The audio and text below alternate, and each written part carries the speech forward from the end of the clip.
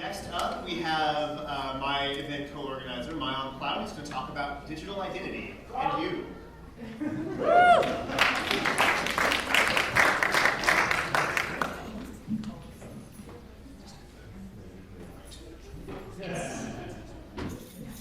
There are a lot of you here. That's awesome. So, hi, my name is Mayan. I graduated from here in 2010, and I haven't left yet, but my talk is not about that. You can ask me about that later. I work in the communications office, and I do all things all manner internet, and it turns out that there's a lot of identity going on there. First thing you need to know, your digital identity and your actual identity are one and the same at this point. I just want that to sink in because it's terrifying to think about, but it is, in fact, very true. The things that we do here and the things that we do elsewhere are reflections of us always. And whether that ends up online or not, it is a complex, multiple reflection of ourselves. Wherever we happen to be, our identity is following us around and developing all the time. Pardon my typos on the next 3 slides. If you have never Googled yourself, I do highly recommend doing it. Whether you are someone in the world that has a single name that never exists ever again, or if you have a name that is relatively common, you have some sort of digital identity, whether it's you or, in fact, somebody else. Much of my digital identity, in fact, is work that I did that was related to other people. If you look up images of Mayan Plaut, you get many, many people that I happen to take pictures of. If you do this with video, if you do this with social media, if you do this with photography, anyone creating anything that has to do with you is now tied to your digital identity. Holy crap. So, this can happen in one of 3 ways. Your digital identity could in fact be defined by you.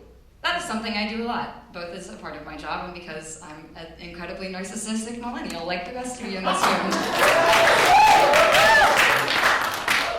So, I, in fact, like this, even though it's really hard and really scary, I have decided that I will help curate my image online so that when you Google me, you don't get stuff that other people say, you get what I say, because what I say is more important than what someone else thinks about me. I would like to define that before you get into my space and decide that you're going to talk to me. Enjoy my selfie.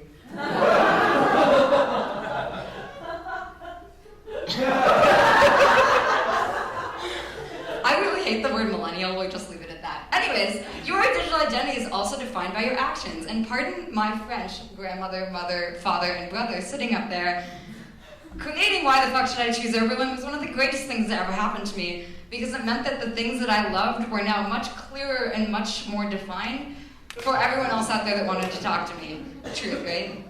Yes. True. So those actions actually are really interesting because this now has my name on it and Harris's name on it as well. But those actions will turn to actions that other people are aware of as well. Other places decided to write articles about us. When you Google us, there's a good chance that you're going to find not only me or my work or Harris and Harris's work, but people talking about that work as well. Which leads me to my next point. Your digital identity is also very much defined by other people. This is a photograph of me from a conference. It was taken by a photographer. Not me, not a selfie.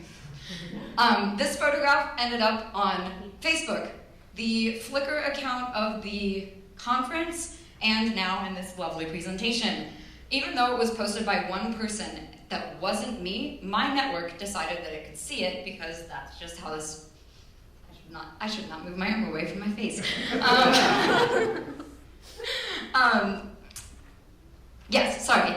The single person who shared this shared it initially with 3 other people, but because of the privacy settings of social networks such as Facebook, it meant that there was 1 photographer, 3 subjects, 5 first-level networks if you include the photographer and the conference, and each of those 5 things have their own networks connected to it. That photograph could have never existed. By me being in it, it means that I had some stake in my identity being a part of it. Okay, so last thing to think about. Is your digital identity you, or is it going to be someone else? When I say selfie, I mean it as a very colloquial thing, but I spent a lot of college taking pictures of all of my beautiful and wonderful friends. I had a great time doing that, but in more cases than the last 4 years, I've been asked to remove photographs from the internet. That's a really hard thing to do, because when something is out there, it's really hard to take it back. Google sucks. Okay, digital identity as a thing, it is my job. It's really hard to do. It's really great that I've had a chance to help define the identities of so many people, but I'm very conscious at this point in my life, moving forward, making sure that I am helping Oberlin be as great as it is, and you being as great as you are, that I am not representing you in a way that doesn't make sense. So, take an active role in your digital existence. In fact, it is your own existence that we are talking about here. I would love to talk more after this.